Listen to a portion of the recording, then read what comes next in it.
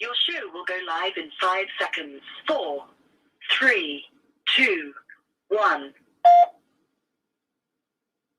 Love Talk Radio. Women have the power to transform this world. We can end crime and violence if we all agree to do one thing. Share.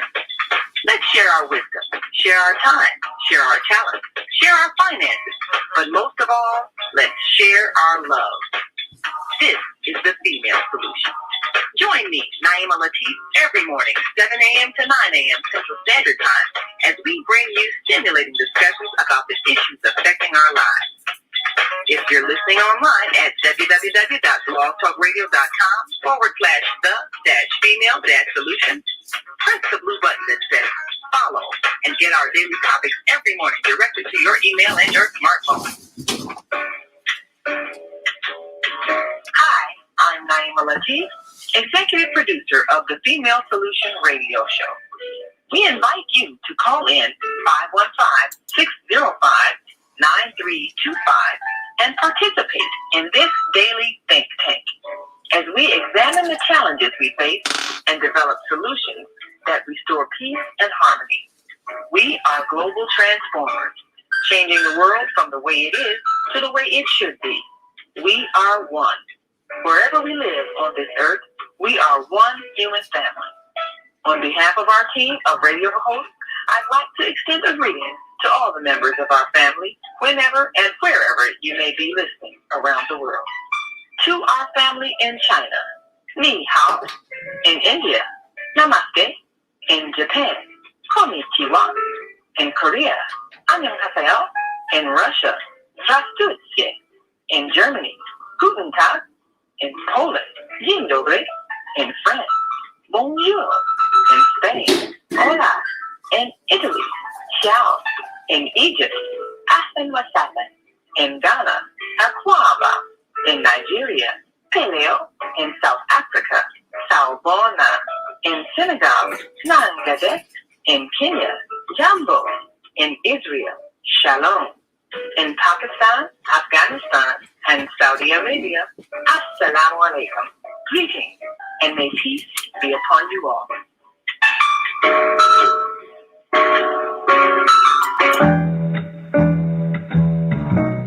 The Female Solution Global Radio TV Show invites you to an invigorating conversation with our team of hosts Monday through Friday, 7 a.m. to 9 a.m. Central Time. Start your week with Monday Morning Mindfulness with Zelda Speaks. Tuesdays, Self-Cell Care with Jody Susan.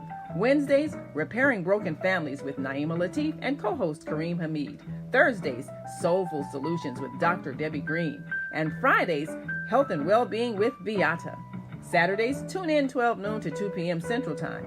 First Saturday, Success Strategies with Jana. Second Saturday, Wendy Williams Esquire on relationships. Third Saturday, Move Around with Deborah. And fourth Saturday, Wisdom with Mama D. Join us Sundays, 7 p.m. to 9 p.m. Central Time for Soul Purpose Healing with Beata. Call in and comment 515-605-9325. Press 1 to speak to the host and be a part of the solution.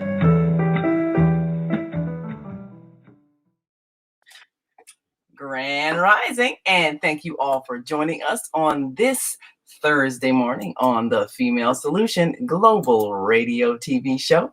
And in just a moment, we are going to be joined by our co-host, Kareem Hamid. So we want you to get ready for an invigorating conversation because we've asked a question about global patriarchy. How do we end the war against women? Well, we're going to talk about that, and we're going to challenge some long-held beliefs. So we want you, if you're listening online, to join this conversation. Give us a call, 515-605-9325, and press 1 when you have something to say. We'll be right back. Stay with us. Hi, I'm Naima Latif. Join me and my co-host Kareem Hamid every Wednesday morning, 7 a.m. to 9 a.m. on the Female Solution radio show as we explore that relationship that is the foundation for our society, the relationship between men and women, husbands and wives. Join our discussion as we seek to repair broken family ties and rebuild our community. Listen online at www.blogtalkradio.com/the-female-solution. Call in and comment 515-605-9325. Press 1 to speak to our host. Or you can join us live on Facebook at www.facebook.com/the-female-solution.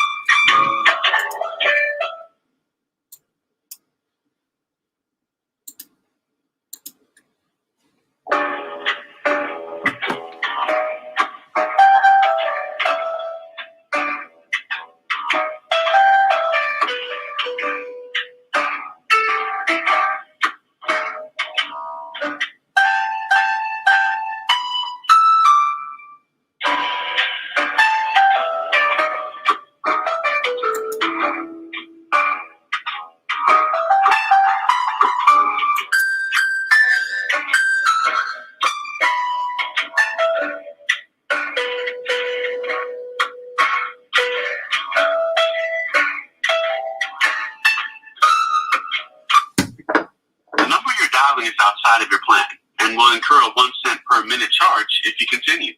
You can hang up now to avoid the charge. Blog Talk Radio.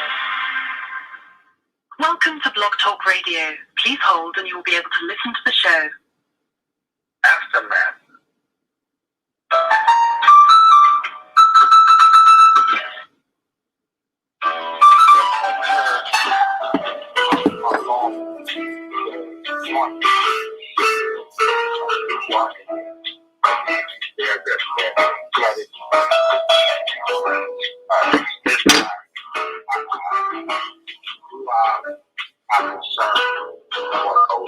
You are now in the host queue.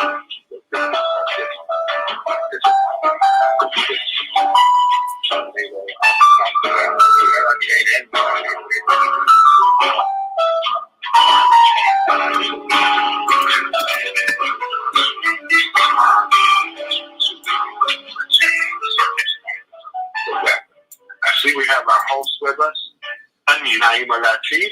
Assalamu alaikum, Naima Latif. Wa alaikum salam. And we are live on Facebook for those who want a visual connection. And we are certainly looking forward to today's topic. And of course, for those who are on our American Muslim 360 channel, feel free to press 1 when you're ready to join this conversation. And we are, in fact, looking at the earth being able to shake off some of the negative energy with these hurricanes that are happening. That is exactly what the earth is doing. So if we want to see peace in our weather, then we must create the energy of peace in ourselves. So thank you so much for being with us today, my brother, Kareem Hamid. Alhamdulillah, I'm grateful to join you here on the Female Solution page to Allah. Alhamdulillah. Well,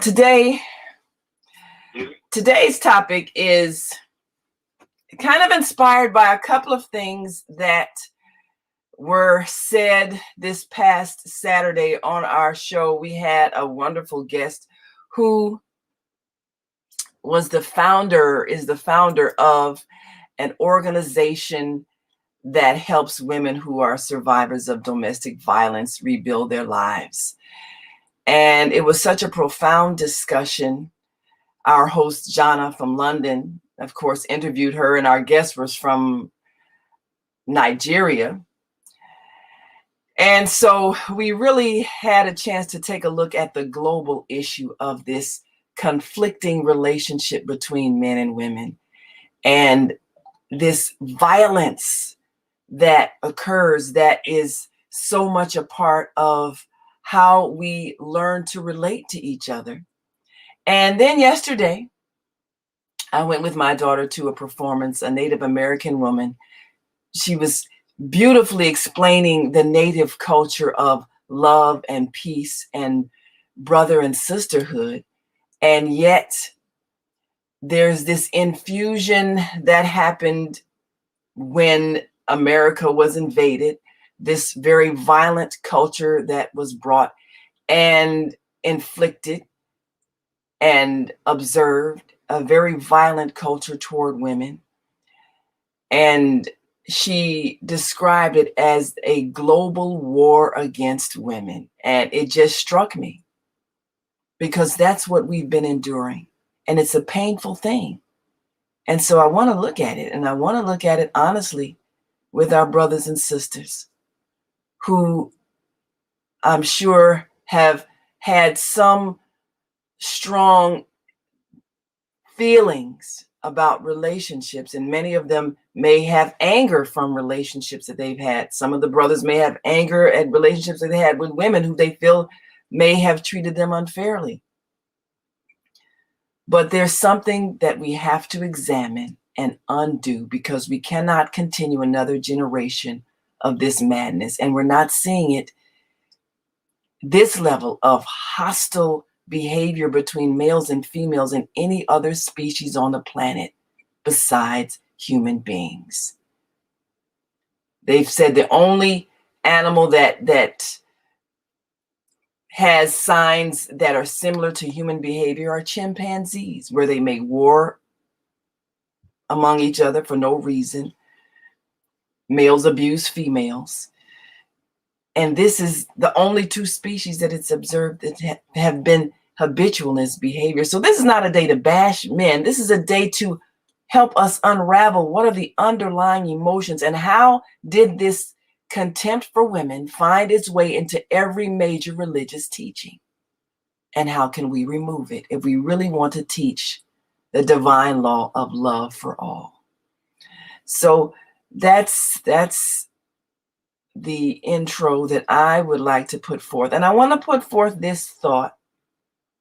And please feel free, if you're on our switchboard now, to press 1. If you're on our Female Solution switchboard, if you're on our American Muslim 360 switchboard, I want to put forth this thought. Now, in the religion of Islam, we understand that modesty is encouraged in order to give respect to our sexual intimacy, and not to be so pervasive in seduction. And I can understand that. But so much of the idea that gets expressed is that if a woman is molested, it is somehow her fault, and she should strive to prevent men from becoming sexually aroused by making sure she is not sexually attractive. I want to examine that thought for a moment, because that takes the responsibility away from the men for controlling their impulses with the idea that they don't have the capacity. Now, if we don't have the capacity to control our impulses and to learn higher conscious behavior in which we do no wrong toward any being, if we don't have the capacity to transform our behavior, then what's the purpose of having any religious teaching at all? Let us just act as barbaric individuals with no connection to the divine mind at all. But if we remove that thought that other people are responsible for your behavior, then we change the attitude that makes crimes like rape often excused as somehow being triggered by a woman's appearance. So I want to examine that thought right now. And every man who's listening, I want to get your opinion. Because this is like me saying, if I see you wearing a nice coat that I want, if I steal it from you, it was your fault because you wore it. And there was a time, I think different gym shoes and very expensive Nike shoes were being stolen at gunpoint, and expensive jackets were being stolen at gunpoint from children going to school. And I remember one parent saying, well, that's what these parents get from sending their children to school with these expensive clothes. No wonder they get robbed. And I'm thinking, how is it the child's fault that some other child who shouldn't be out robbing people anyway, especially not having a gun, how is it that child's fault that they were robbed because their parents chose to dress them in expensive garments? How are we believing that it's their fault that someone violated them? So it's the same thought. So, Brother Kareem, if you'd like to start off with your thought on that, and, others feel free to chime in, because I think that's a very dangerous thought to have and to project, that somehow a woman is fair game if a man finds himself sexually aroused because she's not covering certain body parts. I find that offensive. But I really want to hear from the men and have them dissect that thought and think, what if someone projected that at you? Brother Kareem. Yes. Praise be to Almighty. To God, what a important subject matter this morning. Let me dispel the myth or the thinking that Muslim women are forced to cover themselves. That is a untruth.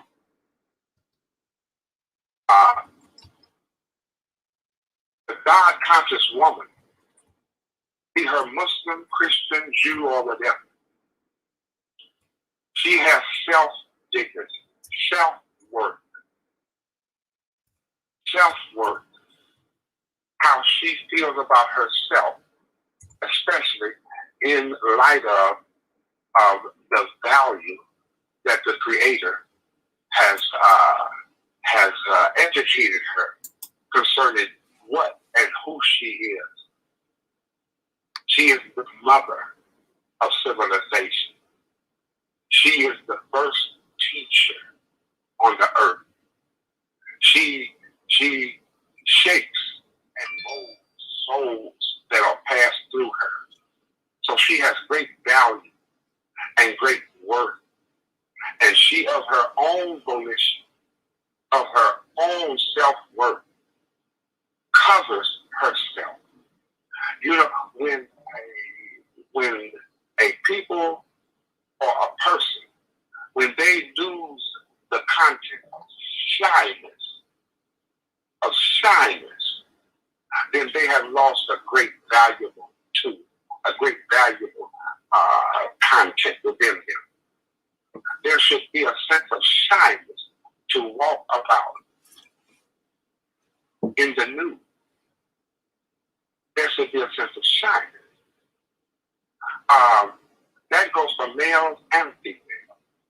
So the idea of women covering themselves, they do that voluntarily. Almighty God has He has instructed us, not just females, but males too, also, the proper attire.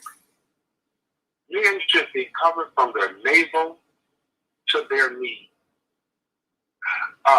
The upper torso can be uncovered because sometimes the work and labor that men are to take in requires that. But men are to cover themselves from their navel to just below their knees. That is out, and no one can make me do that. I do that because I have a healthy respect for Almighty God and for myself. For myself, it has nothing to do with luring someone. Look,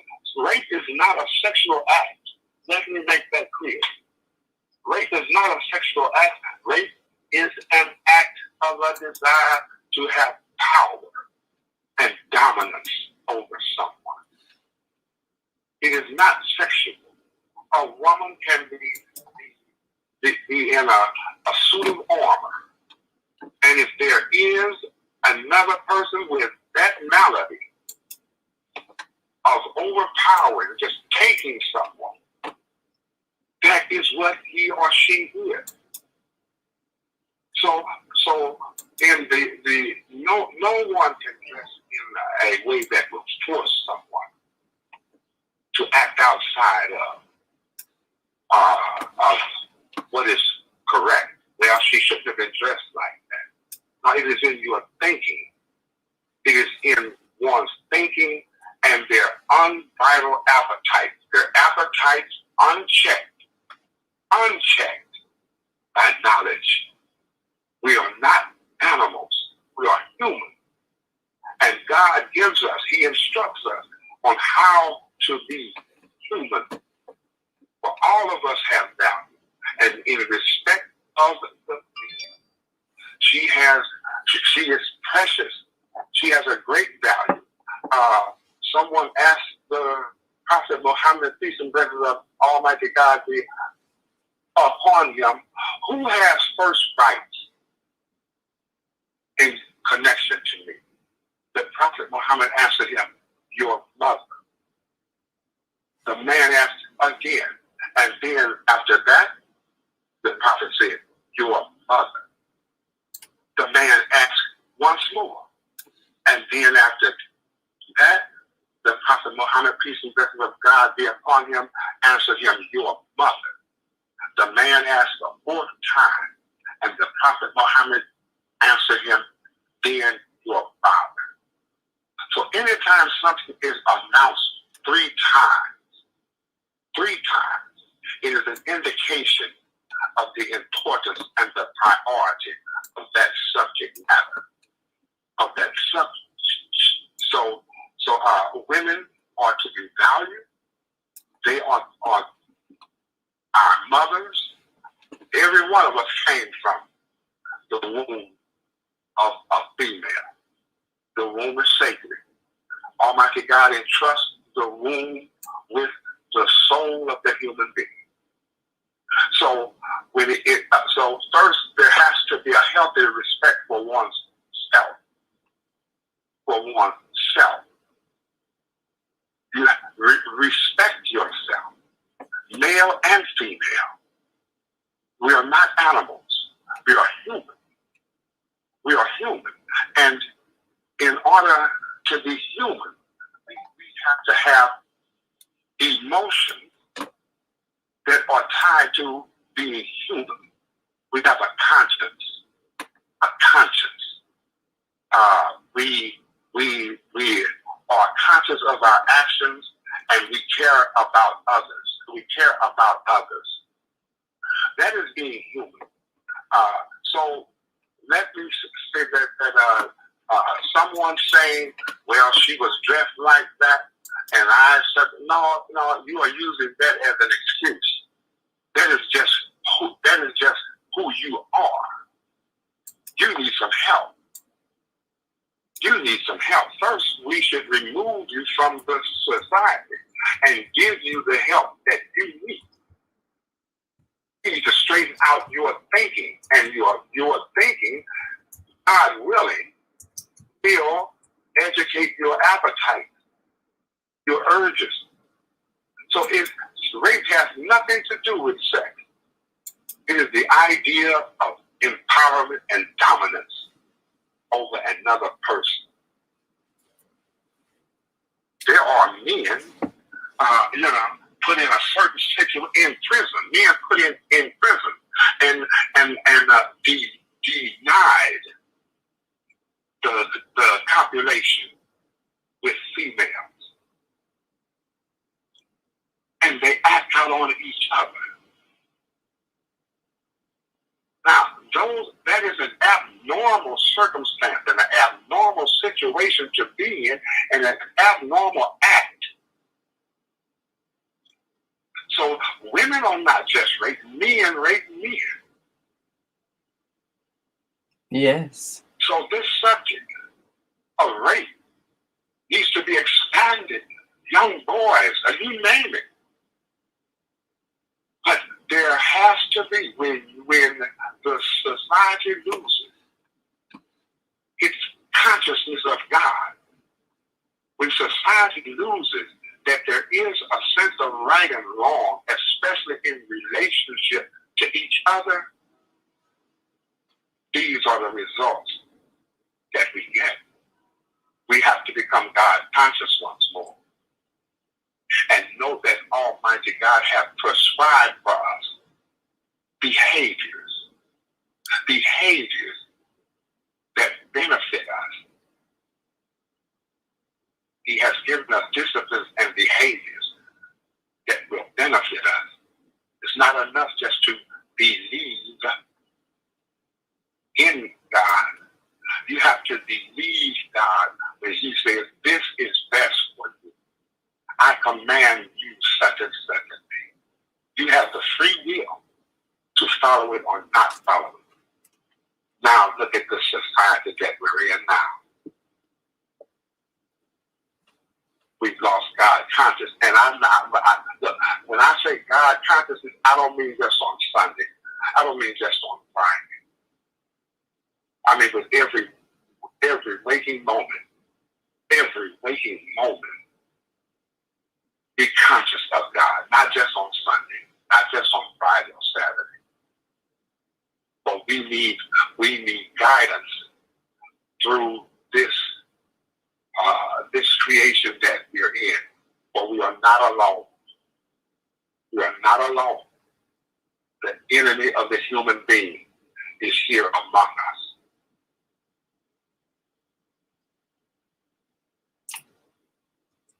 Well, and it is global. I'll stop right there, my sister. Thank you. Well, I thank you for those words, and I thank you for acknowledging the reality that rape has nothing to do with sex. It has to do with power. That's why men rape women and men rape men. And as the prison... women rape young boys too. Yeah, and women rape other women too. So, yes, they do. Mm-hmm. So the act of violence of a sexual nature is an act to assert power over others, control over others. It has nothing to do with arousal, even though one may find it sexually arousing to dominate and have power over others.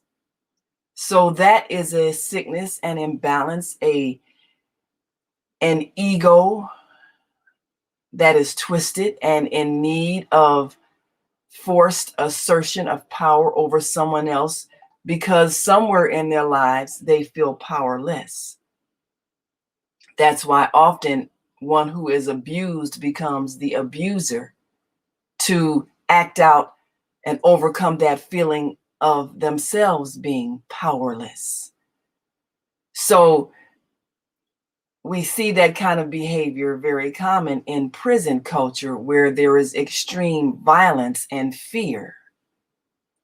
But is that acceptable behavior in a so-called civilized society? Now, the reason I bring up clothing is because we are living in a global community, and everyone's customs are not the same. And we have had historical disrespect of other people's customs and ways because we believe that our way of thinking is the only way that is expressing God consciousness. We know that, say, for instance, the Maasai people of Africa, very dignified, very proud, very independent and self-asserting, and they are ones who are known to have been able to resist enslavement. So their style of dress is not covering the body. That is not their cultural way. But could we say that the women are not conscious mothers? Could we say that they are not exhibiting moral excellence because their breasts are exposed, because that is the cultural norm in that society? So we know there were many native cultures here in America where perhaps the men may have just worn a loincloth. They were not dressed in a shirt and pants. Did that make them any less fatherly or protectors of their communities? And we know they were called savages because their ways were not European ways. So my purpose for getting us to think is for us to perhaps undo some of the programming that makes us not see the God in others because they look differently. Because God consciousness is a consciousness. It's a behavior toward others, no matter how they look. And if I were to say that a woman who's wearing a short dress does not respect herself, that would be an assumption that culturally she grew up in an environment where wearing a short dress was a sign of lack of respect for oneself. But her cultural experience may have been that a short dress was merely the fashion. But she may have a very strong sense of self-worth. She may be a very kind and loving human being. So how do we undo the attitudes that make us believe that others, because they do not look the way we look, are lacking in God consciousness?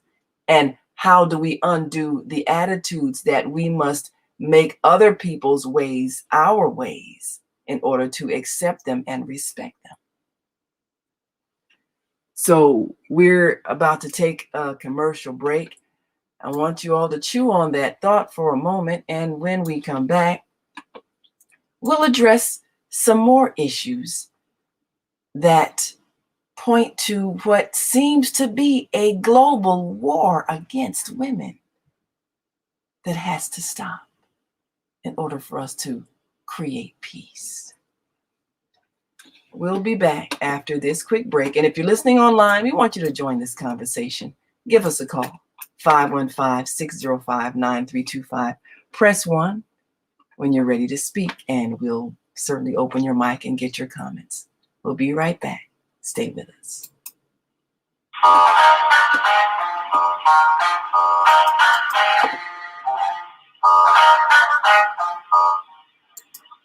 Have you ever dreamed of going to exotic places, meeting fascinating people, enjoying uplifting music, and spending nights in a luxurious hotel? Do you look forward to a relaxing vacation where you can walk along the beach or sit in a quiet park and enjoy the sunset or sunrise? Whether you're flying around the world or driving across the country, we will share travel tips that will help you stay safe while you enjoy the journey. Join me every third Saturday of the month, 12 noon to 2 p.m. Central Standard Time, and move around with Deborah here on the Female Solution Show. Call in and comment 515-605-9325 and press 1 to speak.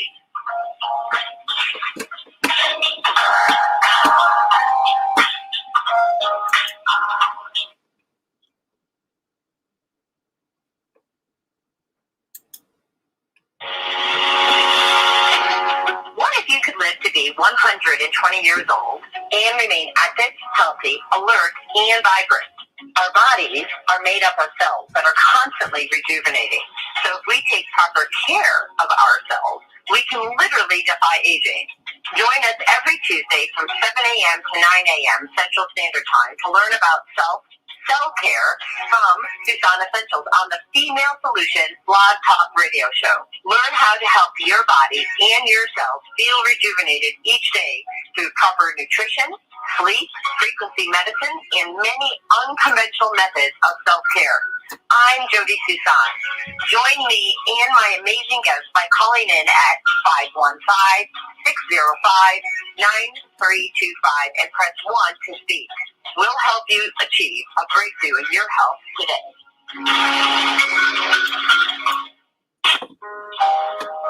We have an opportunity to transform the whole global society in the next 50 years.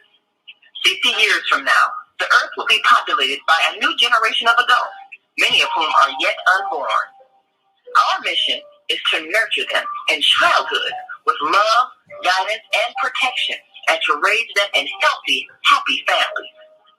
If we impart values of compassion, generosity, and respect for fellow human beings in the next generation of children, they will create a world where people can live together in peace.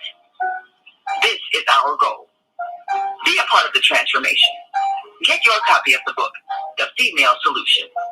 Go to www.naimalatif.com. That's www.naimalatif.com.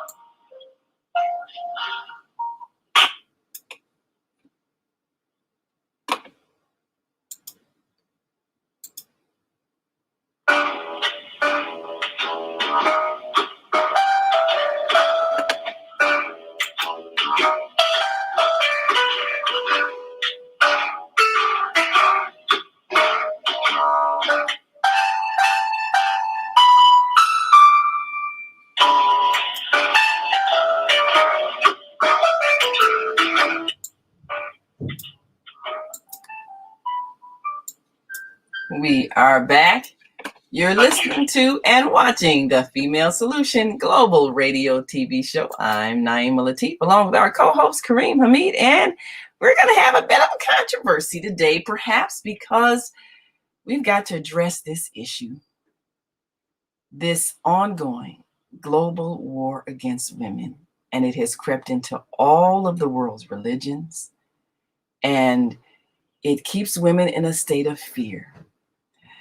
This past Saturday, our guest, who is the founder of an organization, Amazing Amazon Initiatives, Mercy Makinde from Nigeria, exposed some things that are uncomfortable for us to talk about. And just like it's uncomfortable for whites and blacks to talk about race, it's uncomfortable for men and women to talk about misogyny. But we have to talk about it because it's part of what's adding to this energy that the earth is trying to throw off with these hurricanes, this negative energy that is keeping us from being in a state of peace. So now, Brother Kareem, there is a caller on the line I'd like to bring in to talk about this issue. I've thrown out the first thing and having to do with the idea of sexuality. And women's sexuality has been attacked for centuries as something bad that needs to be suppressed and controlled and contained, and she must be shamed out of her sexuality. And if her physical appearance is alluring, then she deserves to be assaulted. That has been a belief that has crept into the religious teachings that we're challenging today. So let me go to area code 863-816, Grand Rise, and give us your name, where you're calling from, and your comments. Grand Rise in LA, Central Florida. I just want to put out here the landscape, in addition to the one distinction you're talking about. There are probably at least 5 fundamental distinctions of rape. You got physical, sexual, what you're talking about. There's legal, you can be raped legally, economically you can be raped, spiritually you can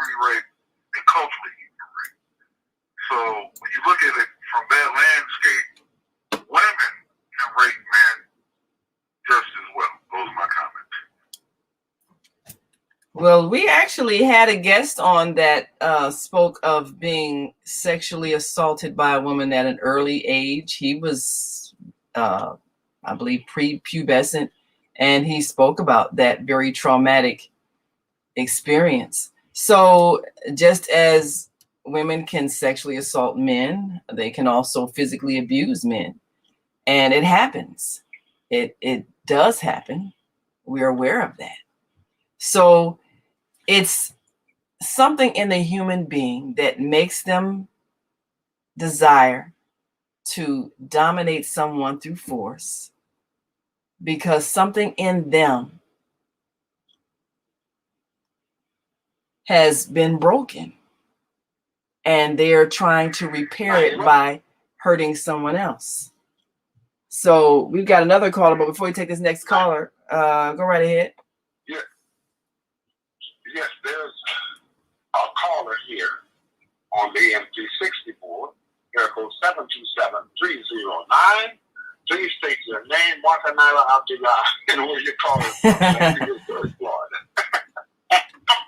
Thank you. God peace be upon everyone who's listening this morning. Naima Latif, as professor of female solution, I tell you, and to you, Imam Kareem Hamid, and with those words that came out first, I'll let you respond. Okay, I'm sorry. You were greeting me back. Okay. My comment quickly, in light of everything that was shared, and I did listen in on Saturday. Thank you, Naima. Martha Nyla calling from St. Petersburg, Florida. And I have to admit, without deep studying or without studying beyond my cultural upbringing and with spiritual Baptist, quote unquote, Christian teaching, it was embedded that the female had more responsibility of being the decent person, and it was also reapplied or reinforced in school, because in a certain grade we had to read certain books, and the teacher explained to us that if Mr. Green was drunk last evening, no matter what Mr. Green did while he was drunk, that he could wake up in the morning after falling down, sloppy, drunk, or whatever, and he would put on a suit and he would be called Mr. Green. But on the other hand, let Ms. Green do that, she would no longer be Ms. Green.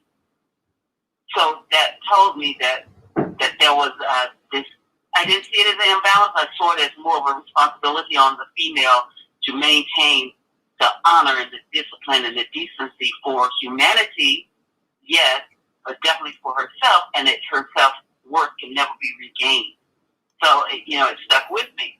But I did state that to young women as far as helping them to understand that they had a responsibility to dress decently, not implying that it had to be all covered, but there was a decency that came through the way you walk, the modesty in your walk, in your speech, so there was more of an application of your inner self coming forward, coming outward beyond the dress. But then there was the provocative dress wear that your intention, so it comes from the intent within, how you're walking, swaying their, young women who really swayed their hips to draw attention. Now, does this indicate that a man should approach her in a manner that was not human? I just want to leave it on that note. Being human, I think, is the peace. The peace that we're seeking is for us to be human in order to reach that peace. So it is definitely the responsibility now on both parties, because we're both of the human race, and that's where we're to strive. What we're to strive for, and if we teach that rather than teaching it in an imbalanced manner, then alhamdulillah, praise be to Almighty God. Thank you. Well, thank you, Martha Nyla. Dr. Debbie, our and I appreciate you concluding with that thought that we must now teach balance. Dr. Debbie, our Thursday host, I believe she made a statement on Saturday about we must teach all people to strive for human excellence. And that has to be the standard for every gender. Both genders must strive for human excellence, which means every being is responsible for their own behavior.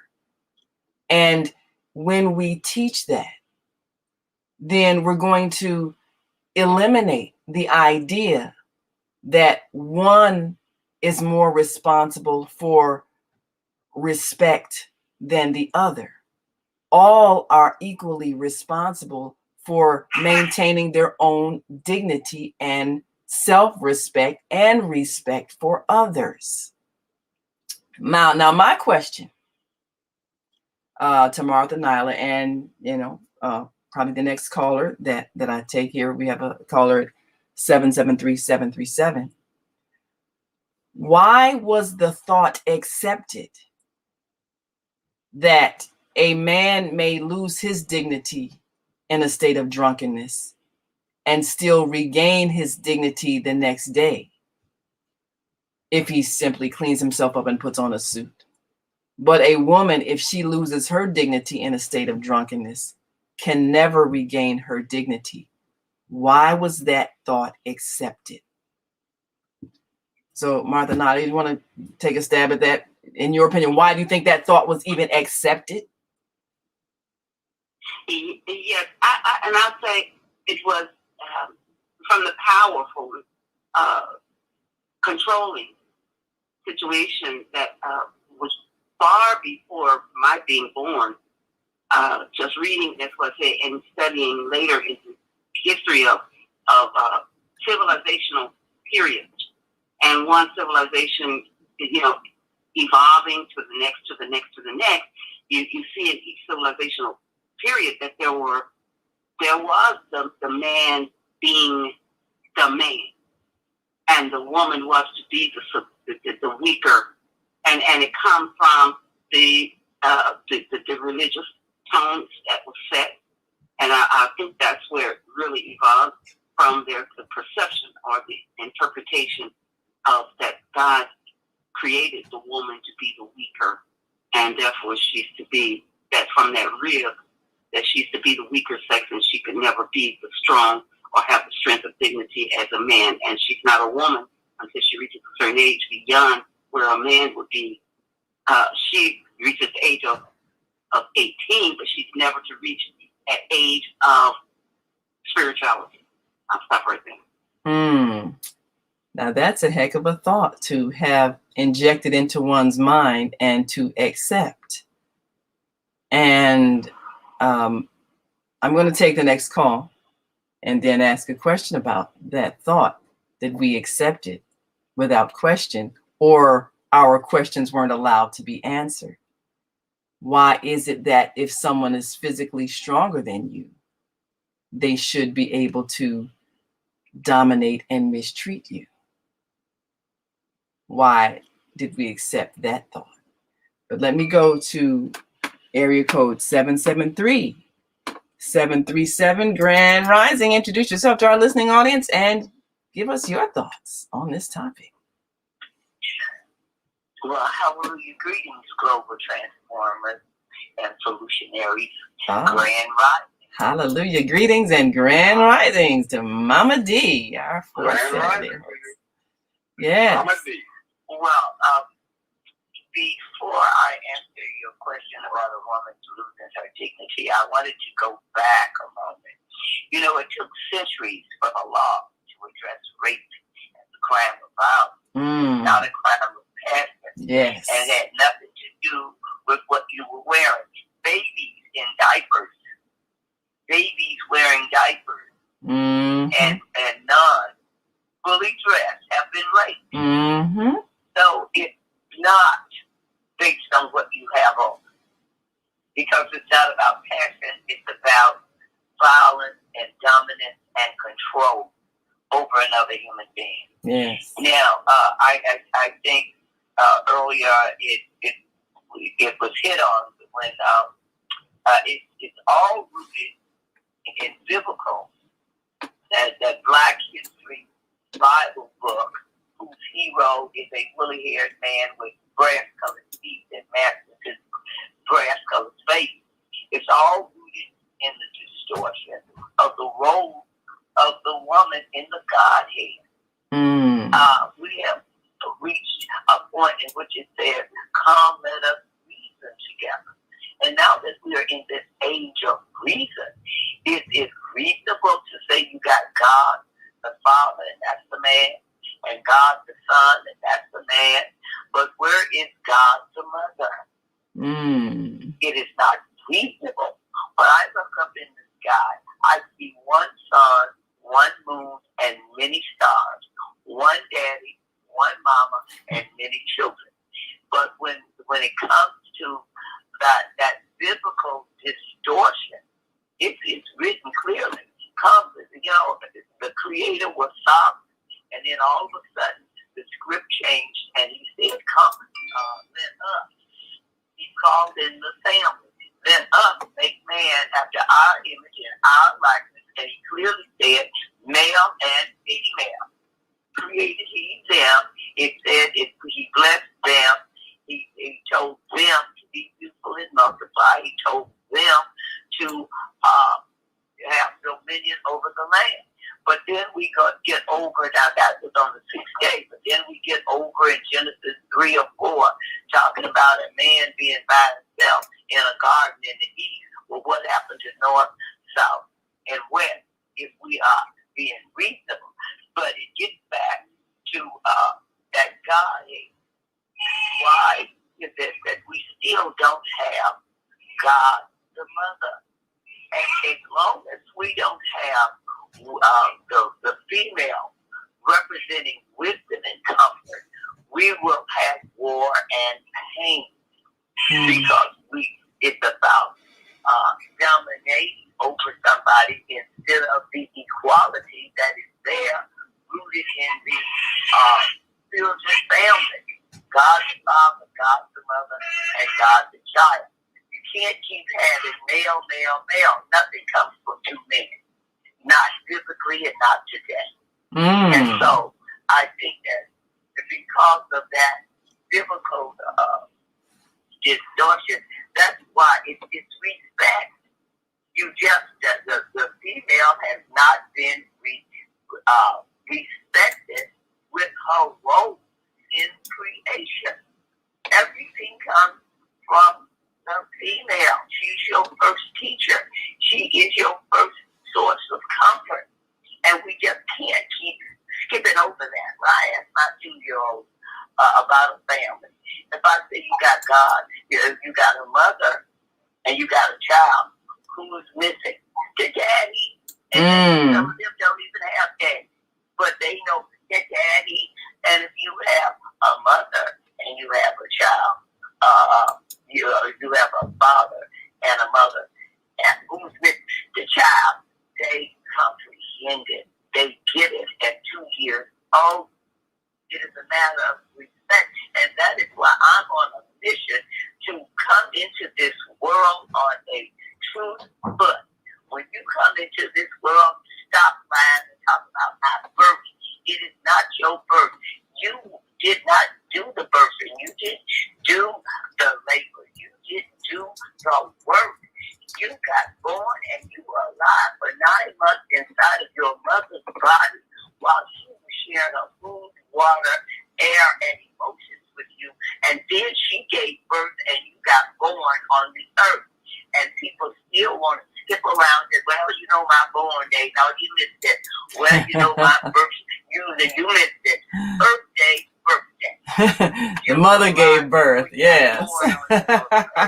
Come into this world with the truth foot. Well, those of us who've given birth, we get it. Yeah. Oh, well, Mama D, yeah, go right ahead, Kareem. We want to respond to that. Yes. We must destroy the concept and the myth that God, the Creator, is a human being. We have to destroy that. Yes, let's reason together. Let's reason. We have been given a picture or a concept that God is like us and we are like him. There is nothing like unto God. So men, with their bias, have portrayed the Creator as male. Now, the Creator, he creates males. He creates females. He is not male and female like us. That idea of made them in his image. Now let's reason together. Let's think about that. Are we talking about the physical form which has been propagated and spread throughout the earth? A physical form for the Creator. The Creator creates physical form. The Creator is not created. Always have been and always will be. But we have been given the idea that the Creator is a man, that he is a male. No vision can grasp God. Our thinking can never truly grasp Almighty God. He is the creator. Anything that comes to our mind, as the Creator is far from the Creator, because we can only bring to our mind our experiences, what our eyes and our five senses have come in contact with. So the idea of God being a human being, walking up like us, the male looks at himself. He looks at himself and says, well, I'm like, yes, I agree with that. And he or she begins to carry that out in their thinking and their behavior. We have to eradicate the idea that the Creator is created material, that the Creator is a part of the creation. So I have a question, Brother Kareem. That is our first, if we clear up our perception of the Creator, then that is the solution to a lot of the social ills that we're now laboring under and have been laboring under for centuries. They painted the Sistine Chapel, and they portrayed God as a Caucasian man with a long white beard and flowing hair. So how do we undo that? How do we undo that, since most of our religious beliefs have at some point literally been beaten into us? We know that there was a time that you had the Spanish Inquisition, you had periods in history where these beliefs have been beaten into people. If they did not accept them, they were tortured and killed. So now within our cellular memory is a fear to question. She pointed to the solution. Let us come to common terms between one another. Let us use our God-given thought process and the ability to reason. What you hear me saying now, that is the solution. When you ask, how do we undo that? Repeat what you just heard me say.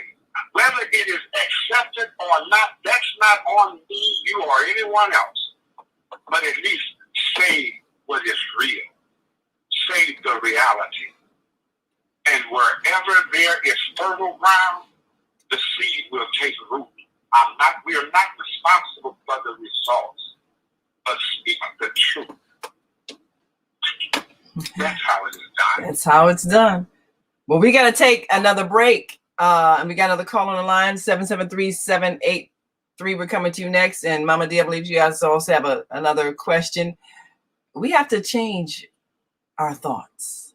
And this is challenging because this is centuries of misteachings that has led to misbehavior.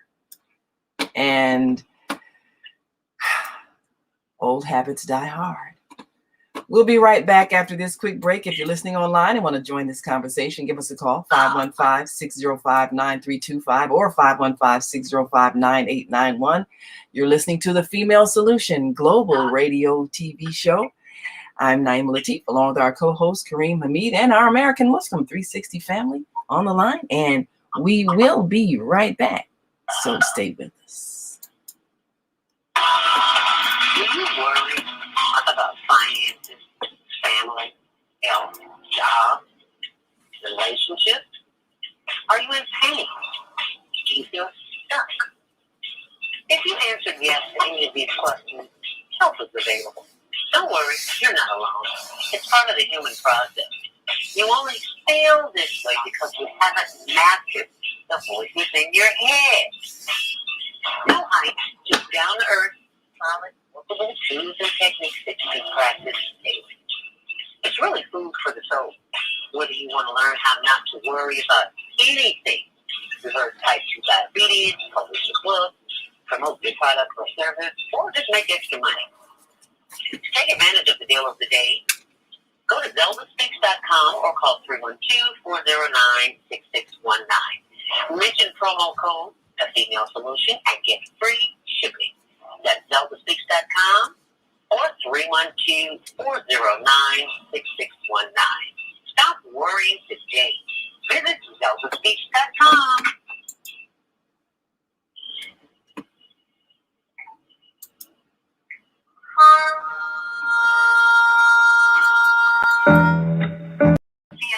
Your holistic life coach. These days, it's more important than ever to work on your physical, mental, emotional, and spiritual health. Are you consciously breathing deeply in stressful moments? Do you have a plan or daily routine to maintain balance in your awesome body? Are you struggling to be disciplined in your eating habits? When you partner with me, I'll help you develop a personalized health plan that works for your particular lifestyle. You can find out more about me at yourholisticlifecoach.com, where you can also review my 3-step protocol to guide you to abundant health. That's yourholisticlifecoach.com, and I'm Beate.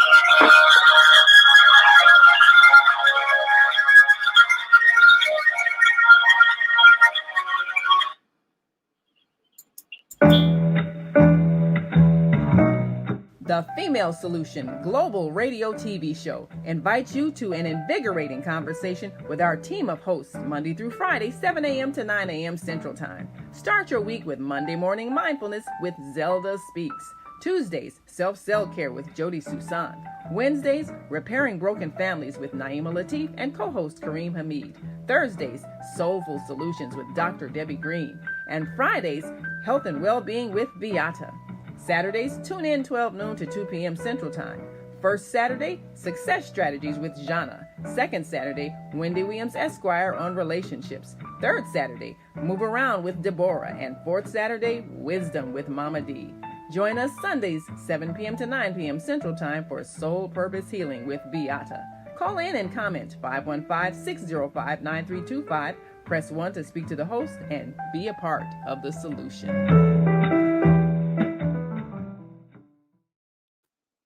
And we are back. You're listening to and watching the Female Solution Global Radio TV show. We've asked a question about global patriarchy. How do we end this war against women?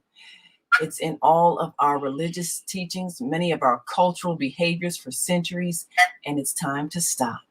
So we got another call on the line. I'm gonna take this call, and then we'll go back to Mama D with her question. Area code 773-783. Grand Rising. Introduce yourself to our listening audience and give us your question or comment. Grand Rising. Yes. This is Wendy. Hey, Wendy. Wendy. Yes, Wendy Williams Esquire. We're going to be hearing you soon here on the Female Solution on Saturdays, on that second Saturday. We're looking forward to that because we really need to deal with these relationships. Yes. It'll be so exciting to join the family in a real way because I'm always on the journey with you and I'm always listening. And as you know, I've had some challenges I've had to overcome, and they have been overcame. Wonderful. Well, I am so grateful. So I am now in positioning myself to direct myself back your way, and I would love to join you every Saturday, second Saturday.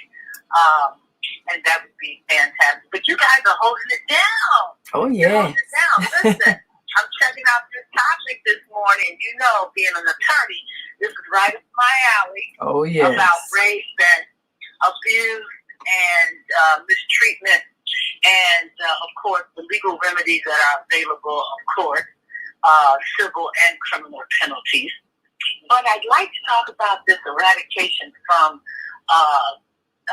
the religious practices, because that's what I would call it. I wouldn't call it spiritual, this domination, this imbalance in nature, because it is so important. Yin, yang, up, down, left, right. It's all part of the balance. Now, how do we get out of balance? I think you guys have covered a little bit of that. And we got out of balance when people get desperate. Survival, feeding, maintaining society. And we tend to turn on each other. And, of course, the more dominant can turn on the so-called weaker. Now, I do believe that women need protection from men, especially during her most vulnerable position as mother, nurturing mother, pregnant. Women protection during that time period. And it would only make sense that the men, the fathers, the uncles, the brothers do provide her with that protection. But does it become perverted? And this is what you guys are talking about. You are talking about a form of perversion that has taken place, I believe, out of desperation to survive. We have a tendency as humans to become inhuman and turn on each other.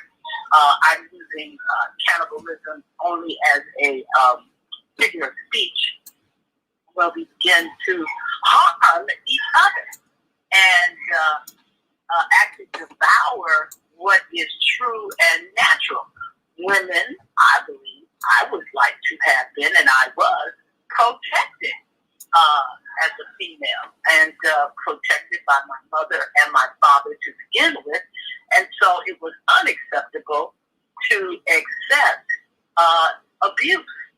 So early on, I found that to be a perversion. And oftentimes, when you penetrate into the mind of the quote and unquote perverted person, you will find that, as I've always said on the show, you will find that they were victimized. And so what has to begin to happen is we may have to get honest with the weaknesses in the male. Maybe he needs to own up to the fact that he has some weaknesses that he's not willing to open up and share, at least with other men. You know, Daddy, why do I feel this way? This may be a man who is 35 years old. He needs to talk to his father about these things. Where is the father? Where's that wisdom? There's a scene in the movie The Godfather where Michael Corleone talks to his father and says, what was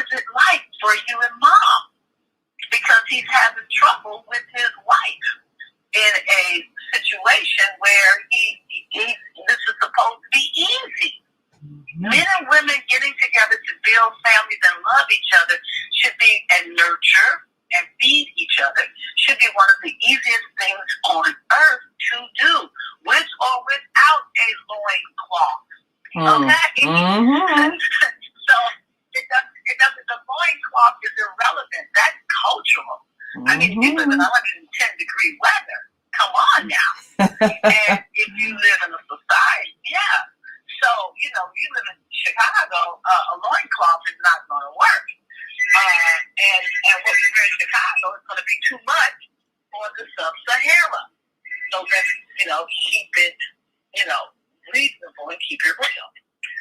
But what we do have is what happens to a human being when they become perverted. We have to watch out for these pathologies. We have to watch out for these pathologies becoming codified. Look at what's happening in Texas, where the Texas governor said, maybe we should just eliminate rape. And everybody's trying to figure out, well, what does that mean? Are we trying to eliminate the crime of rape? So let's just eliminate it from happening. Well, that's the thing.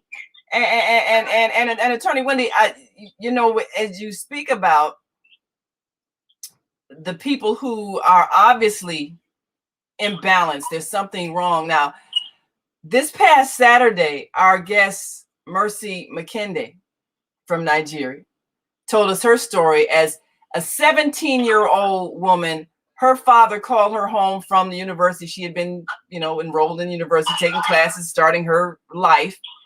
And he made her come home to meet this man that was older than him. Man obviously had a little bit of money or whatever. So he requested his daughter to marry her. And she, being obedient daughter, she married this older man, older than her father, who ended up beating her. And she stayed in that marriage, I think she said 11 years before she finally escaped.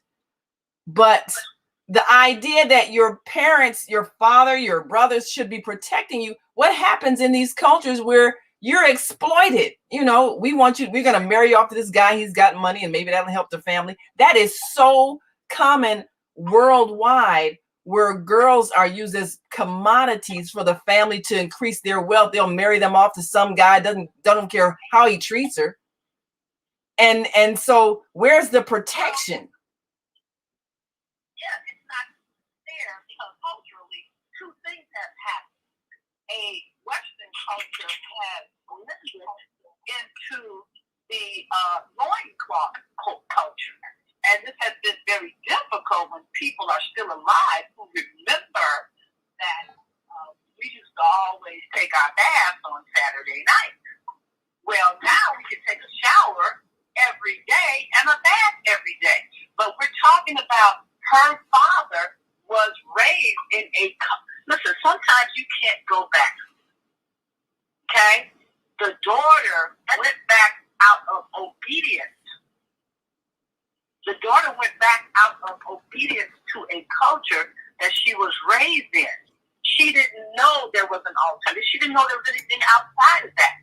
But when she got exposed to the Western culture, which is a lot of the resentment, when you start talking about going into people's scriptures, Quran, Bible, Gita, Book of Mormon, the Old Testament, New Testament, it's rigidity. It's rigidity, and she responded to that rigidity. Now we have a Western culture which is dominant. We talked about the Maasai earlier on this. Well, they were nomadic. Where are you going to catch up with them to take them out? They're always on the move. Worked for them. A person planted in the castle 2 states over, it'll be easy to find him because he's going to always be at the same location.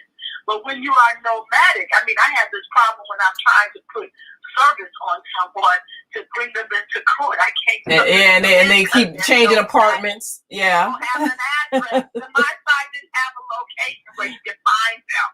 Well, just like the outback of Australia. And that's another group of people. I'm glad you brought them up because, I read this book, and I know I've quoted from this book, Mutant Message Down Under, where this woman from the West, I forgot what city she was from, but she went to visit them for like about a month, 2 months, and she found the most loving, kind, humble people No incident, no child abuse, no rape, no violence among them at all. And they barely had on loincloths. So it wasn't the clothing that made them civilized. It was a state of mind, a state of being, a God consciousness within them. And they practiced none of the traditional religions at all.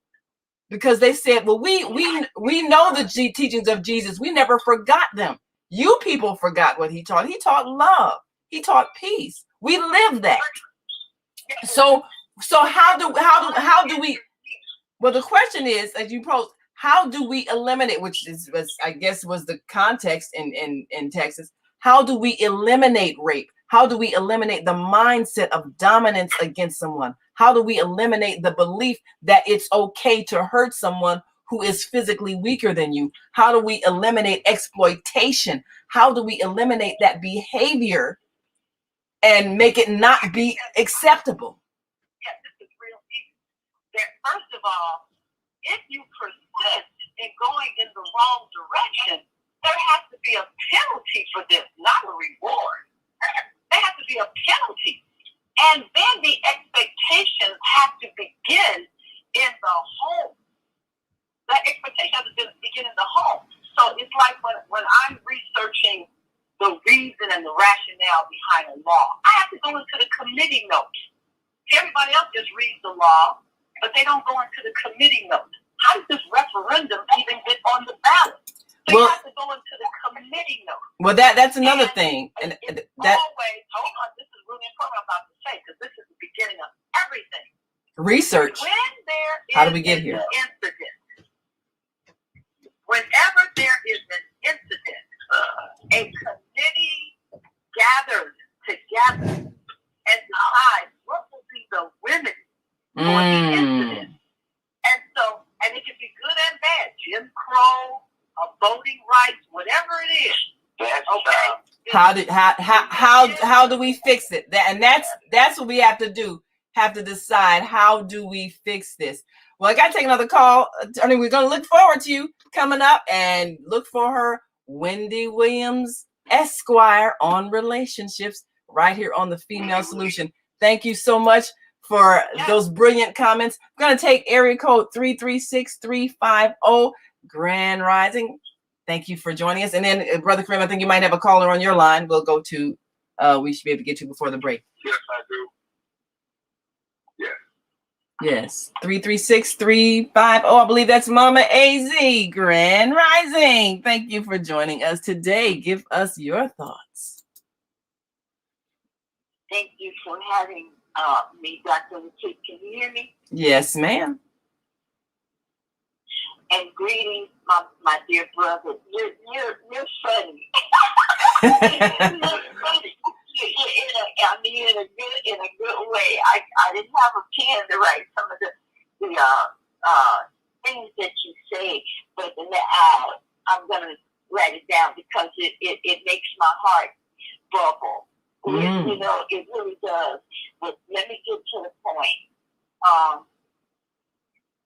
What I believe that you and Mama D are alluding to is the Creator is not male or female.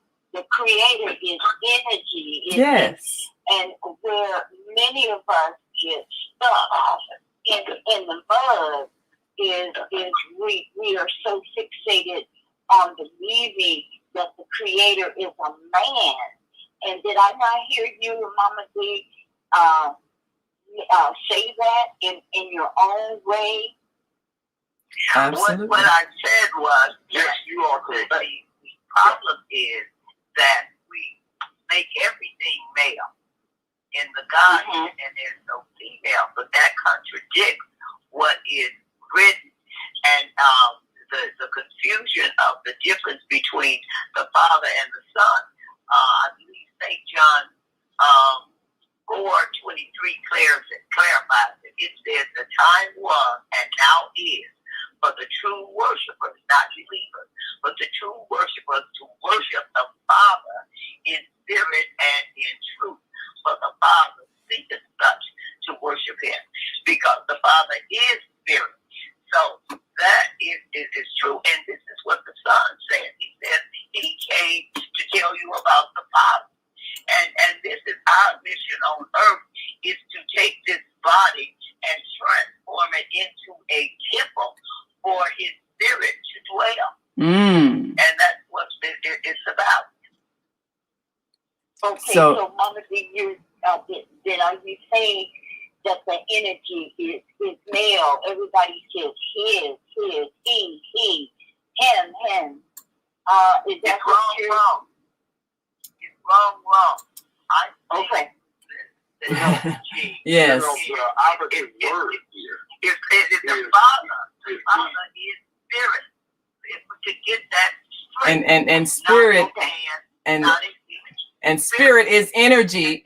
For those who don't understand that, if all of our scriptures saying spirit is energy, that is not a physical designation of a gender at all. So, Brother Kareem, you were about to say, and then I know you got a guest. I know you got a caller on the line, Brother Kareem. Okay, I appreciate that, family.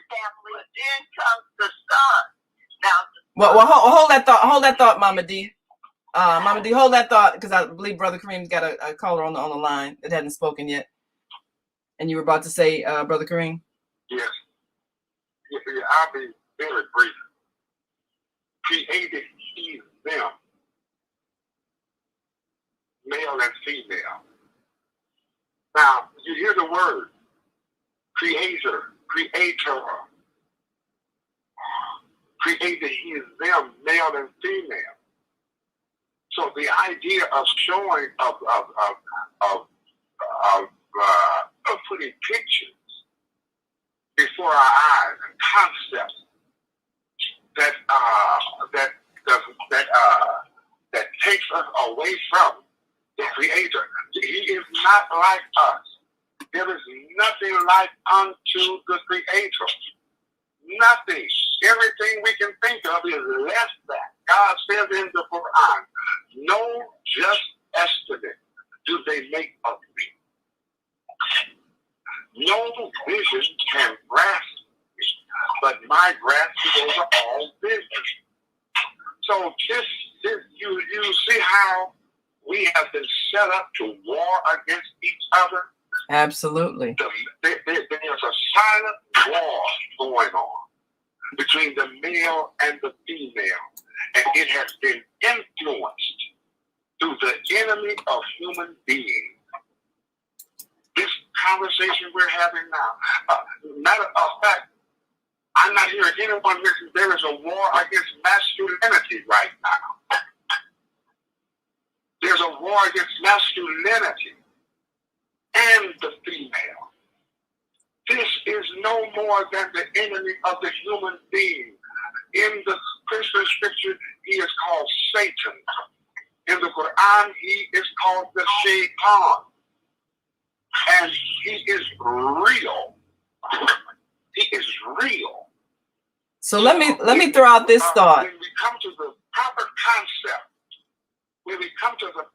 concept of the Creator and our relationship to the Creator, this will solve a lot of the social ills that we're now laboring under. I have a caller here. Yeah, let's get to a caller before we take a break, and then I have a caller after the break. 708-724. If you can hold on, we'll take you after the break. We're gonna take a caller on the American Muslim 360 line, and then we'll go to a break.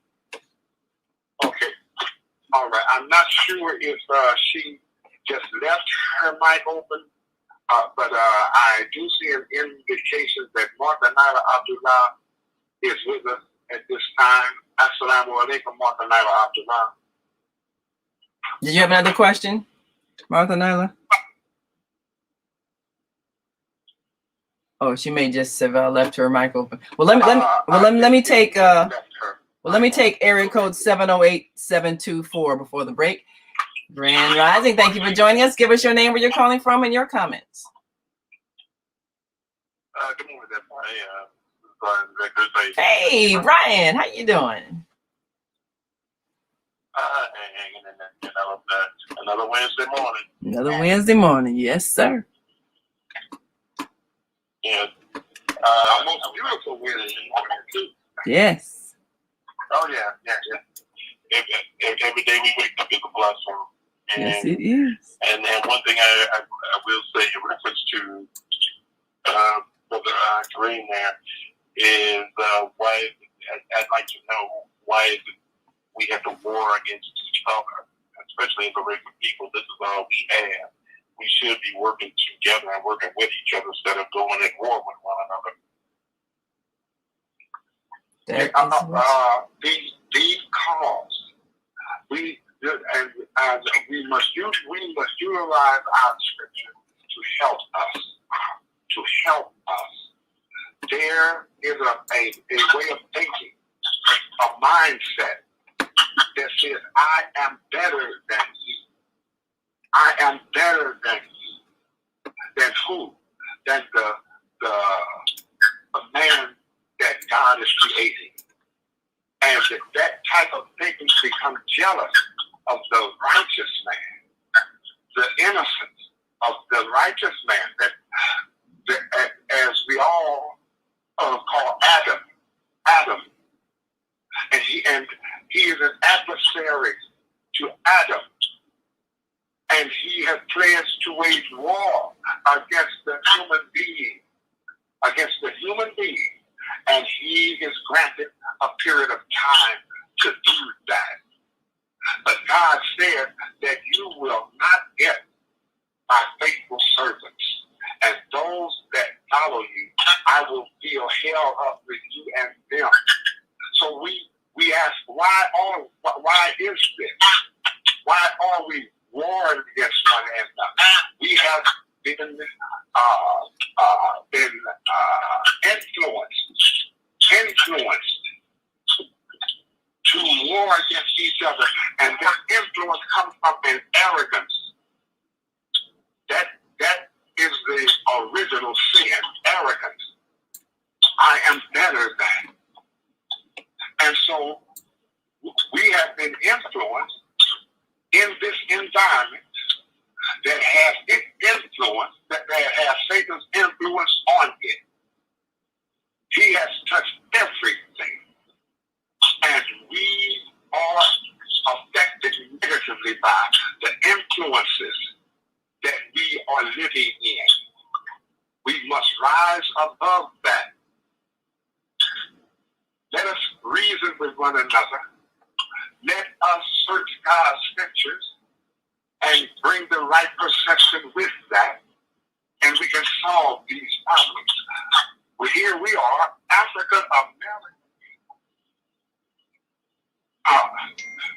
the weakest creature on the planet, in that we produce nothing. And everyone feeds off of us, and we are warring with each other. Why? Because he has a Lexus and I'm driving a Honda. But our children are rebelling. They are rebelling, and we wonder why. Because what have we left them?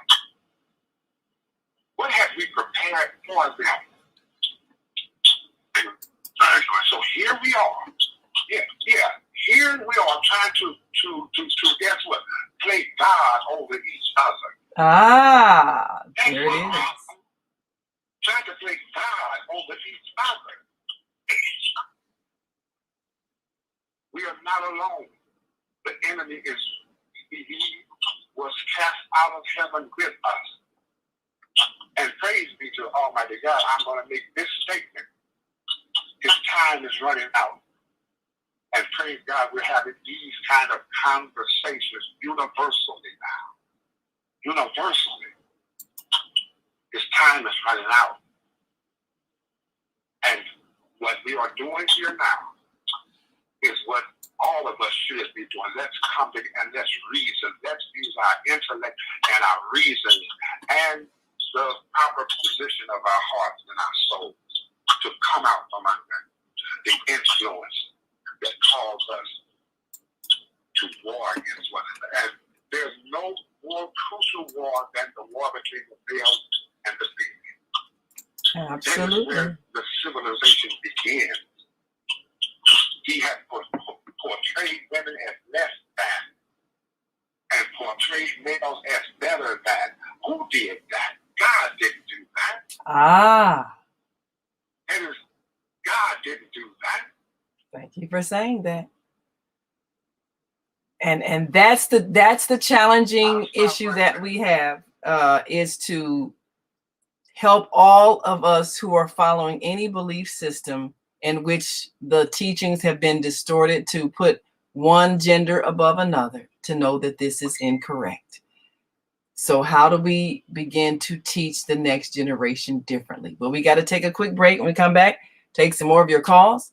515-605-9325 or 515-605-9891. Just press 1 and we'll open your mic and get your thoughts as we look at the global patriarchy. How do we end the war against women? We'll be right back after this quick break, so stay with us.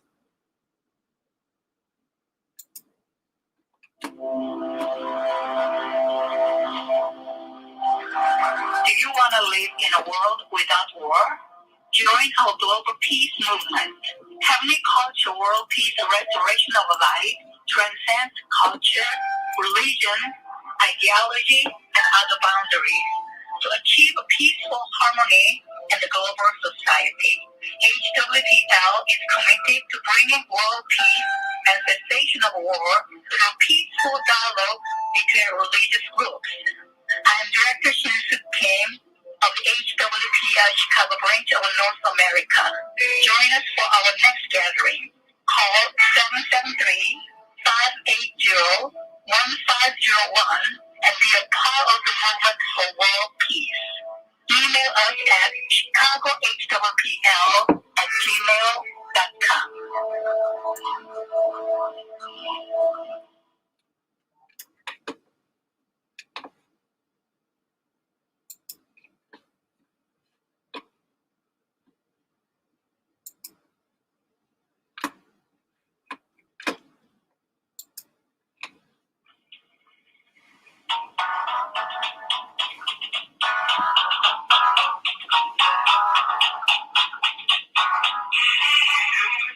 Hallelujah. Greetings in the spirit of wait on Yahshua. Wait on me. We are one. Yah is keep me sacred days for God. Shalom. I'm Faithful Monkey Love Nubian, and I'm inviting you to join me every fourth Tuesday from 2 p.m. Wisdom with call in number 515-59325. Wisdom, limited for the Lord and gospel revelation, and spiritual speaking. Men who do the will of God are revelation, and the monetary education author at International War and Sport, and ordained minister. Female, I will say farewell to all things that present your potential. Equally for life and your first today. A kid is an animal beast with 4 legs. A child is a human being with just 2 legs. That can take feeling, but feeling and action. A mother keeps a club. Now is beyond that without a host, so you can keep together.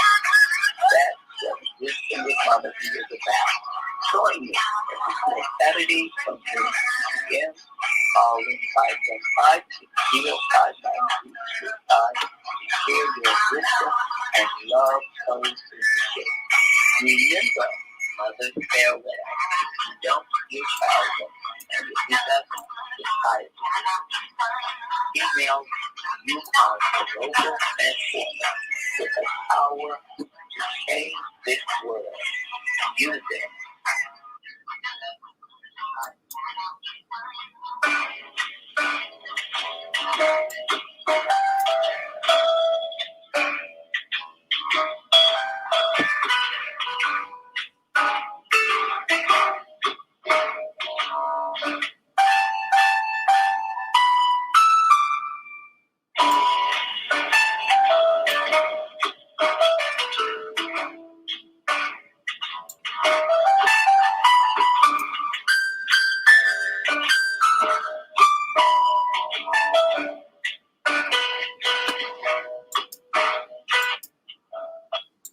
And we are back for our last segment as we take a look at global patriarchy. How do we end the war against women? Well, it's been said, it's been admitted, the idea of the creator of the universe being a male is false, even though all the religions use a male pronoun to describe the energy of creation.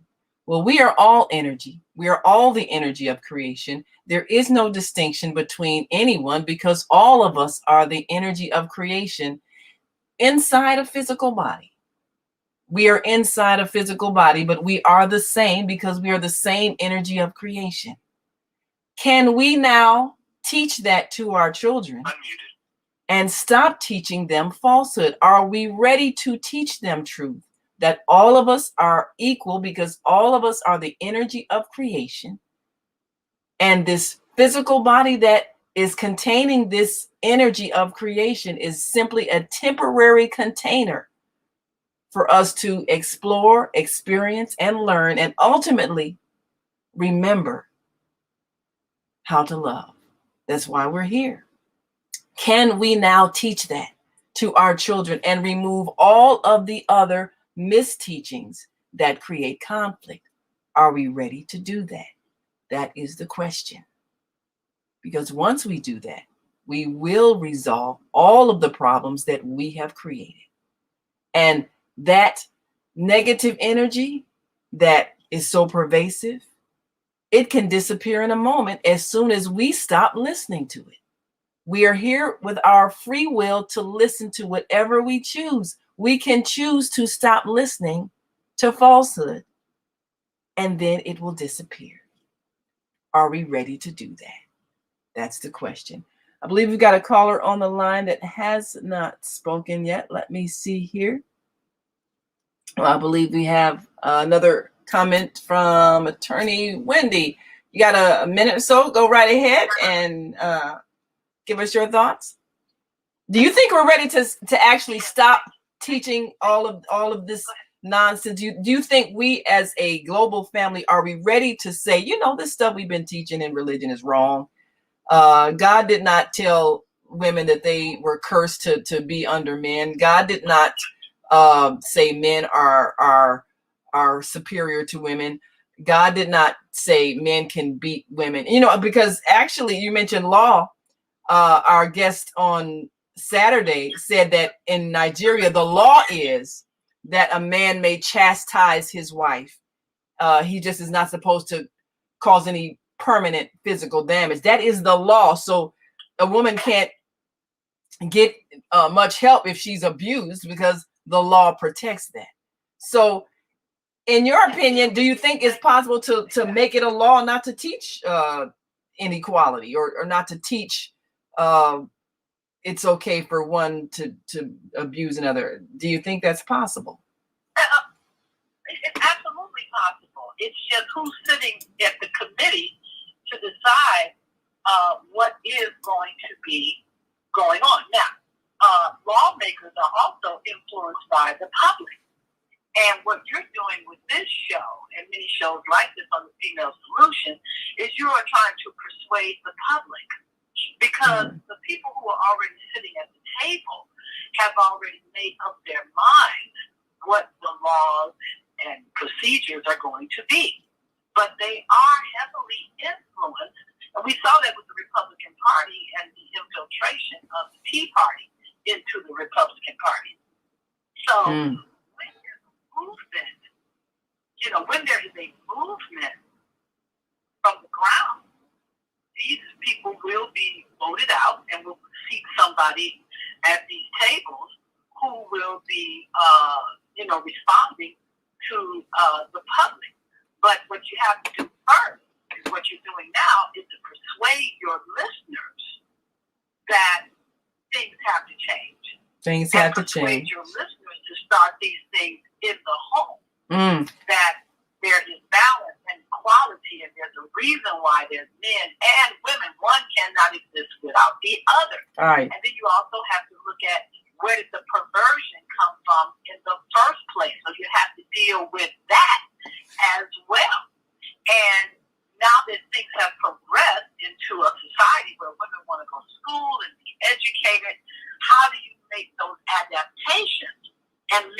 people like the Nigerian woman's father, they do not want to change their ways. They don't want it to change. Right. Well, let me ask the question of the men, because you brought that up. So give me a moment. Let me ask the question of the men. I'm gonna go to Brian, ask this question. If men are already in a position of dominance, and all the teachings say men are superior to women, the religions say the men are superior to women, women need to keep their mouths shut and not even speak in public, and many women have acquiesced to this thought, what would be the incentive for men to then make the world more equal? If they're at an advantage, what would be the incentive for them to do what's right, in your opinion, Brian? Under God, meaning God put man here to do a specific work. He put man here to lead. Now, with the way society has gotten, women are the ones doing the leading, and women are not supposed to. Traditionally, they don't do that. Men are supposed to go out in the community and work in the community and do different things in the community, get the community together. Not women. But again, back to your question, I think is, again, man being under God and him walking with God and him knowing his place with God, then his steps would be ordered. So how do we make that happen if we're teaching a distorted concept of God as male, and as teaching that males are superior to females? How can we then have steps ordered by God when men keep trying to put words in God's mouth and say, well, God said I'm supposed to be able to beat you. God said that you should shut up and not speak. God said that you don't have the intelligence to hold a leadership position. God said that you are to submit to me. Men are saying this and saying that God said it. So how do we then truly tap into the energy of creation, which we all have the power to connect to, and receive right guidance that would make us treat each other in the right way? How do we do that? Okay, and again, it all goes back to that person's walk with God. Now, where it also said that what people are, you touched on it, what people are doing today, they turn the truth of God's word into a lie, where certain women want to be men and certain men want to be women. And those that don't desire to be women, they are mistreating and abusing women and trying to beat them down, not just physically, mentally, and psychologically. That is not of God. Again, we need to get back to the principles that are of God and walk with God. And that's just the bottom line. And until we do that, and until we do that, we're going to continue to have chaos and confusion and dismay. Okay, so now let me ask Kareem then, of course. I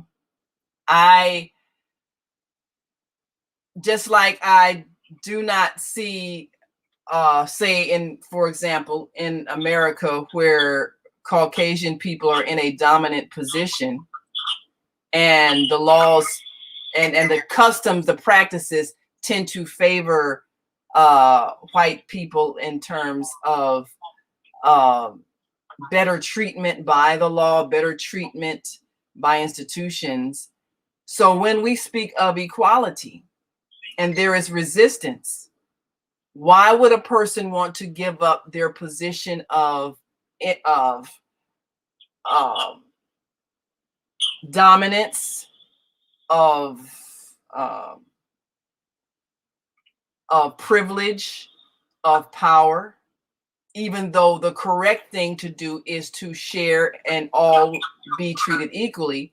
What would be the incentive for people who are at an advantage to let go of their advantage. Just as whites are resistant, males are resistant to let go of the position of dominance, of advantage. They don't want to let go of teachings that they put in the religions saying that they are superior. And they don't want to let go of the idea that women are the same God spirit that they are, just in a different body that has a different function, but the same spirit of intelligence, of creativity, of talent, of skills. It exists in all of us. What would be the incentive for men to let go of belief systems that say men are superior when they're at an advantage? Okay, let me speak to a point of that. We see the female voice is being heard in the halls of government. Mm-hmm. It was not just all females that voted them into office. Good point. It was the collective of the people that they represent that saw their value and their worth, male and female. So it's a misnomer to say that the male is resistant. We see he is using his intelligence, his God-given intelligence, just move along that line and vote for the best qualified person.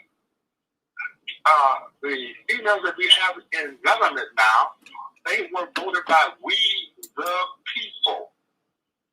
We the people. And in respect of Caucasians, many of them are saying this structure, the governmental structure, has embedded within it inequality. Now, that's not just the African Americans saying that. That's not just the indigenous people saying that. That is a collective of we the people that are saying it is structurally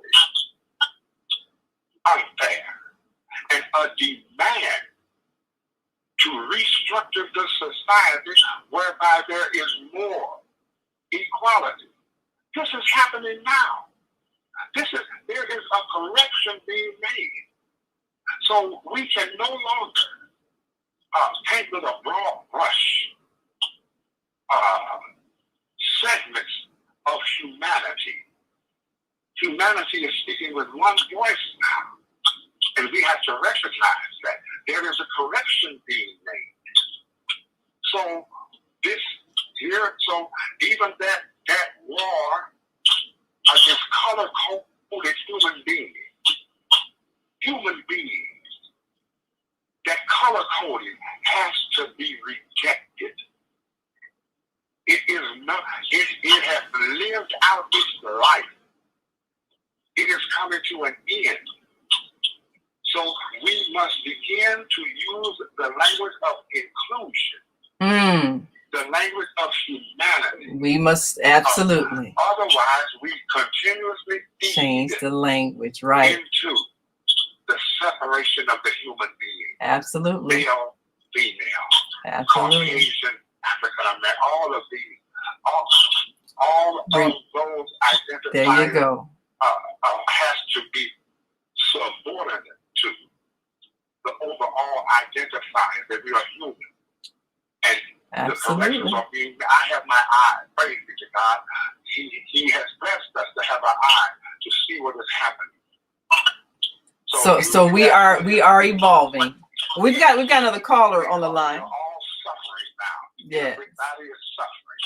Everyone. Collective. That's right. That's right. That's to teach us something. That's right.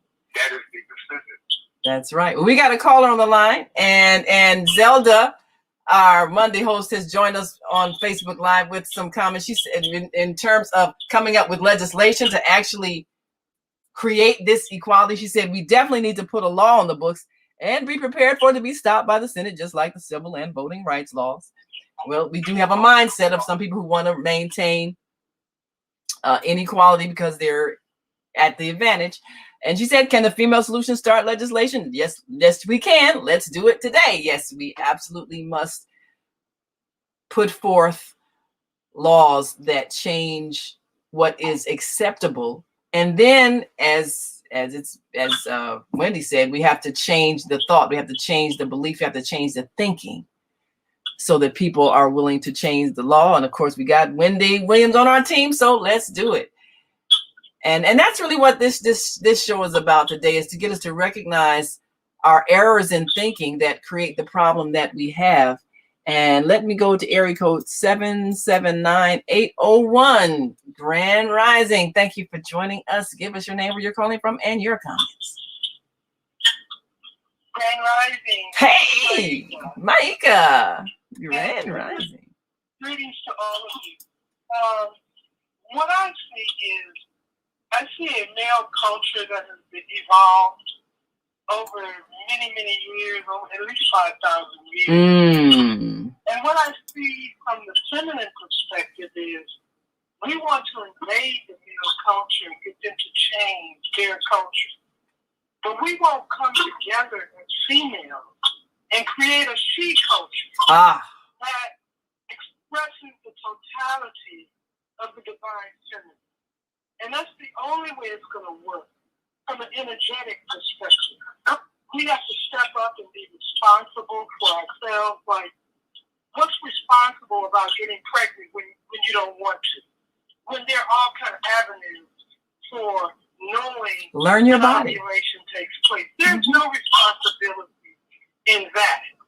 And until we as females agree to be responsible, we can never come together to create the kind of culture that enhances, that protects, that nurtures and provides for the feminine essence. Thank you. That's my comment. Well, thank you so much. I definitely appreciate that thought, because that is the answer.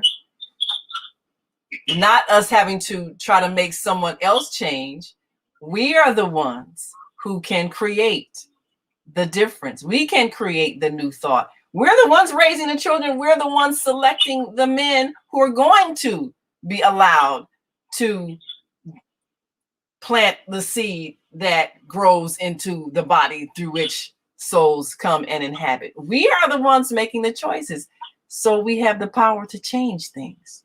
And we always had the power. We just have to choose to use it. Yes. Yes. Almighty God has said to us that the female is the first teacher. She is the first teacher. Almighty God entrusts life under her care. And it is the female, along with the male, that has produced our leadership, our leaders. Now, I got a question. Every leader has I got a question, Brother Kareem, because one of the things that has happened is that women have been indoctrinated, just as men have, to accept the imbalance that exists. Just like, it took a long time for us to finally come out of slavery, because a whole lot of Black people had accepted the idea that they were supposed to be in servitude and they weren't as intelligent and all of that. Some people still holding on to that. So indoctrination is hard to get rid of, especially when someone puts it in your religion and says, God said so. And you can't talk to God because you're not qualified. You got to go through somebody who is, got a title or certain credentials. So women have accepted this and allowed this and reproduced it in their children. How does that change so that we can do the very thing that Maika said, come together and create something different? In the Quran, God says, and they write the book with their own hand. Ooh. They write the book with their own hand. And the Quran comes as a correction to previous scriptures. Mm-hmm. Is this authentic? Or is this passage or this chapter written by someone with a bias already? With a bias.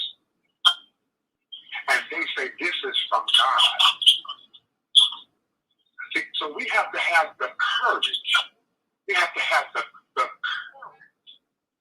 to investigate all that we have been given as a platform for our lives. If we are failing, let's look at the cause of the failure. Have the courage to do that and not leave things in improper places. Yes. So, and you're so correct. Religion has been used as a psychological tool of warfare against the human being. Yes. But I must say there are Christian scholars that have said, now I'm not saying this, they have said that what we find in the scriptures is not authentic. I'm not saying that. These are learned theologians, scholars, Christian scholars that are saying that. So we have been influenced by, and the Bible is a beautiful book. It is beautiful. It is full of what we need. But we have to be willing to call out that which is not from God and that which was written by the hands of man. This so-called a woman should not be heard. The woman is the reasoning for the fall of man. We have to have the courage to challenge those things and come to some common sense here. Come to some common sense. Don't move by our emotions. Let our intellect come to the forefront. Absolutely. This is too serious. Let us reason together. And when you educate the female, you educate a whole nation. Yes, absolutely. That is the case. So let us reason together and let us educate the women properly so they can properly educate the children on the truth, and they can properly choose those men who are of spiritual awareness, who are worthy of planting the seeds of the next generation. That is our responsibility. Thank you, Naima. And thank you so much, Brother Kareem. We appreciate your wisdom as always. Thank you to all who participated in this discussion, both on radio, online, on Facebook Live. This is The Female Solution. Join us tomorrow for Soulful Solutions with Dr. Debbie Green. And until then, we say to all of you, thank you. Nandaba, Japan, arigato, Korea, kamsahamnida, Russia, spasiba, 60 seconds, danke, Poland, dziękuję, France, merci, Spain, gracias, Italy, grazie, Egypt, shukran, Ghana, Madasi, Nigeria, South Africa, Yemonda, Senegal, get it, Kenya, Asante, Israel, Toda, Pakistan, Shukriya, Afghanistan, Tashakur, Saudi Arabia, Shukran. Assalamu alaikum wa rahmatullahi wa barakatuh. Thank you. And may peace be upon you and seconds and God bless.